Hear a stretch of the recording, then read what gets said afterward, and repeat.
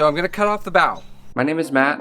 Follow along as I turn Duracell, the legendary ocean racing sailboat, into a comfortable cruising home. I would like to thank AG1 for sponsoring this episode. I drink AG1 every morning. It's an easy, all-in-one drink that I actually really enjoy drinking. Just add 1 scoop of the mix from the green canister to about 8 ounces of water, shake it up, and slam it down.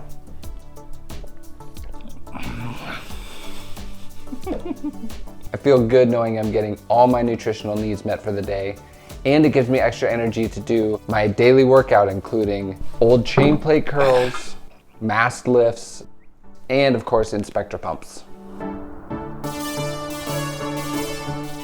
I really hope you'll try AG1.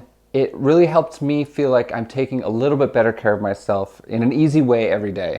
AG1 gives you foundational nutrition packed with 75 vitamins, minerals, whole food source superfoods, probiotics, and adaptogens. AG1 has a special offer for the Duracell Project viewers. Click on my link to get a 1-year supply of immune-supporting vitamin D3+K2 and 5 travel packs free with your first purchase. You can take advantage of this special offer. Go to drinkag1.com/Duracell, or we'll put a link in the description below the video. We really appreciate all the awesome ideas that people had that we can do with the old chain plate that I messed up. Evan is here today and we are brainstorming and designing, and we came up with a really interesting idea for what we're going to do with it.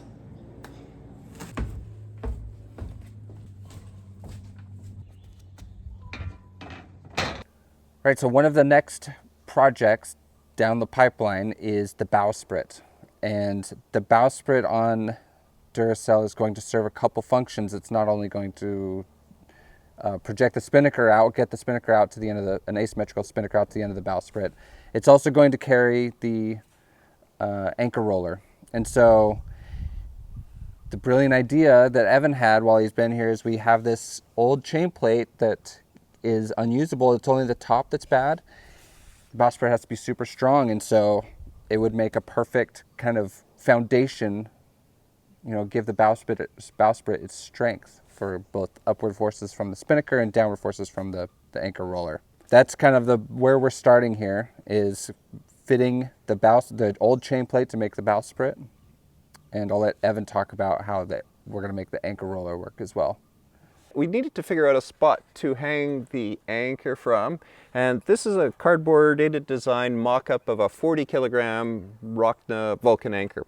And it has a curved shank so that as you bring it over our temporary bow roller here, the idea is that it misses the underside of the bowsprit and stows like that. This is great.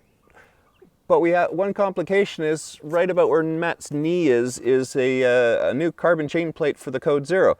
So that's right on center line. So the anchor can't be right on center line because it'll run into that. So we're going to have to twist this anchor roller assembly off to one side slightly so that the anchor will come up and pass to one side of the Code 0 chain plate, and we'll have a pipe, PVC pipe running underneath the deck.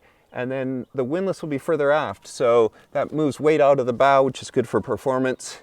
And we now have a bowsprit that does two things. It's the anchor roller support, and it's the asymmetric spinnaker bowsprit. The bowsprit is obviously not going to look like this with just a stick sticking out of the bow, the chain plate sticking out of the bow. We got to make it pleasing to the eye as well as give the bowsprit some stability side to side. Because there's going to be both anchor chain forces going side to side, as well as the spinnaker is going to have loads out to the side. And if we just took this whole line straight out forward, it would make the bowsprit pretty short and come to a point. So what we're going to do is kind of push the end out there and make the end of the bowsprit 4 or 5 inches wide there at the end, and give it this nice pleasing curve.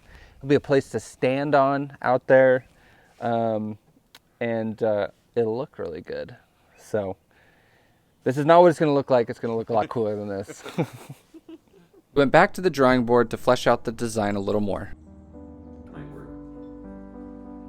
the top of it wouldn't just be these No. two To be pieces. stiff enough, I think you'd here's your sandwich. So here's your sandwich upside down, right? So what I would think I would do is I'd build a foam and glass thing to give it overall stiffness, okay?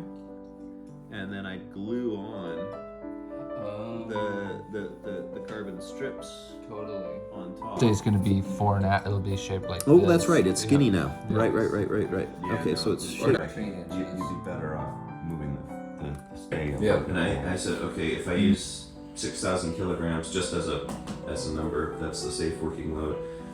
The shear stress, the force divided by the area of two sides, is 0.6 megapascals. So even if you glue this on, it's not in a lab or whatever. Maybe you get 5, maybe you get 10, right? But it's still an order of magnitude better than what you need. So a short 20-inch long chain plate's gonna work fine. So we can get away with it. Yeah. This bowsprit has to serve a couple functions. First is to hold the tack line for an asymmetrical spinnaker, and it has to hold the ankle roller.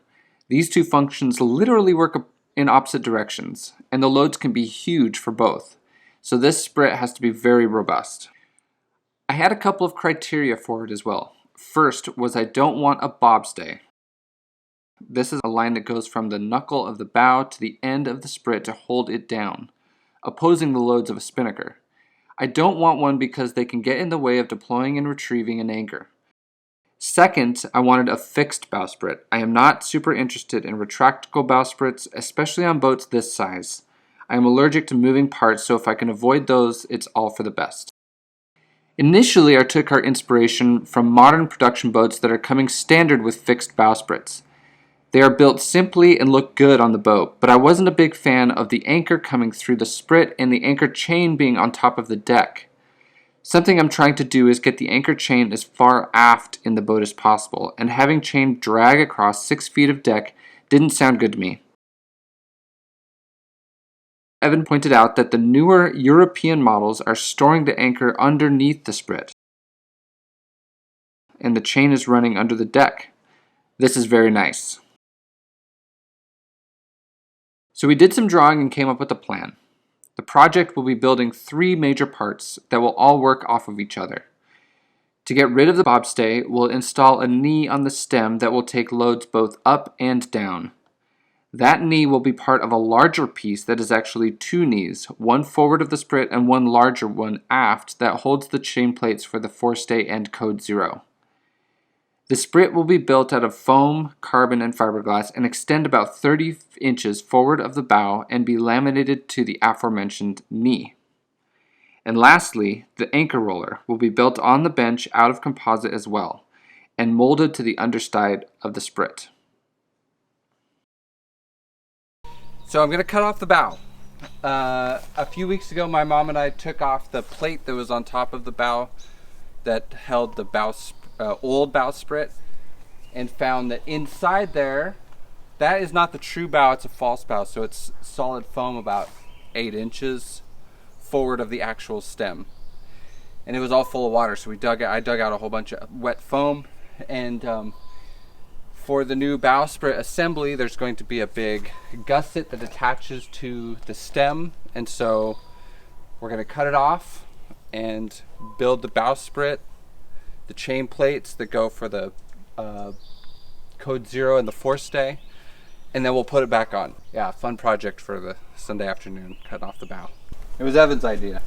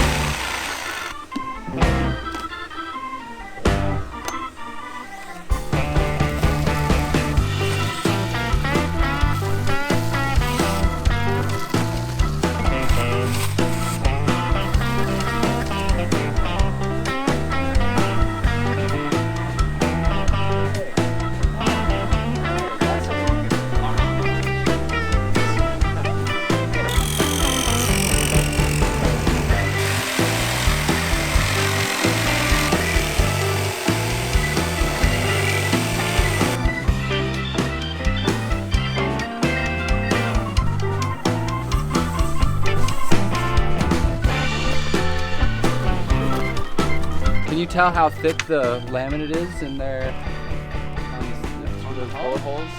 Oh, in there. So it doesn't look very thick. Doesn't feel very thick. it's surprisingly on the thin side for a chain plate. La Paz! La Paz! We see you! She's probably trying to murder someone. So after Evan was here, we spent some time perfecting it on the computer drawing, and then I went and decided to mock it up to see how it would look on the boat. And so I've done a bunch of fiddling with it, adjusting dimensions here and there, but this, I'm pretty happy with how this has turned out now. You can see the sprit is tapered down to the end, so it's about 1.5 inches shorter than it is at the beginning or at the aft end. I've lowered the anchor roller a little bit. The shape of the anchor roller is a lot different than what it'll be when it's finished. This is just kind of to hold, it's kind of a placeholder just to hold the anchor in place at the right angle. But otherwise, I think it looks really good. I have the actual chain plate in here to make sure that that fits with everything we want to do. I went and printed out a template for the actual shape of the anchor. So this anchor that we have, this is the 40 kilo. This is the 40 kilo Vulcan, which is made by Rockna. This is kind of the dream anchor that we would like to have for the boat. According to their calculator, it's the right size. It's a pretty expensive anchor. If anybody has any good connections for us, we would love to, you know, get one for the boat. And of course, we have to replace the piece of the bow that we cut off. Now, this is not the easy way around this project. We are intentionally building this to be both robust and simple. There's going to be no moving parts and very few parts that will require any maintenance. Next thing to do is to drill a hole through the stem right here for the anchor chain. I don't have any chain, I'm going to use rope, but I'm going to drill a hole through the stem so we can test dropping and retrieving the anchor.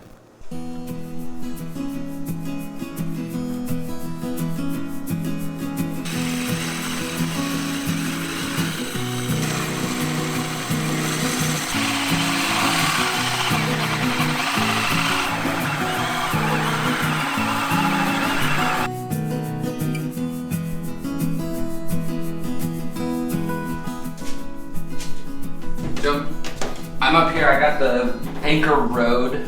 It's obviously not a super accurate test because I'm not using chain, but I've got the anchor rode up here in the bow. I'm gonna test it by pulling the anchor up and dropping it down. You guys are gonna see if it works or not.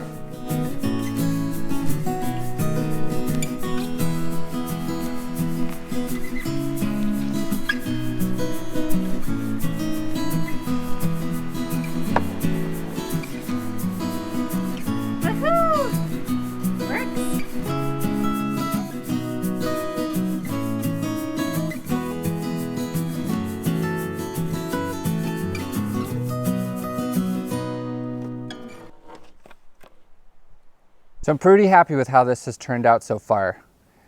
I like to let projects or designs like this marinate for a few weeks before we actually jump into building. I have to order parts and make sure that if I sit on it a while, I really like it. I like to see the comments come in and any input that comes in from you guys.